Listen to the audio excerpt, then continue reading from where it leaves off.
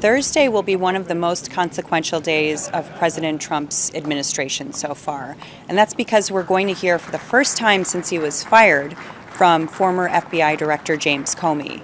He'll be testifying before a Senate committee, and he's expected to be asked not only about the Russian campaign to interfere with the U.S. election and how, if at all, the Trump campaign was related to that, but also the circumstances behind his firing. We've actually heard from Comey a few times through congressional testimony because he was such a main player in the elections. And lawmakers from both parties have been very interested in hearing from him about the Russian side of the investigation, as well as the circumstances behind his firing.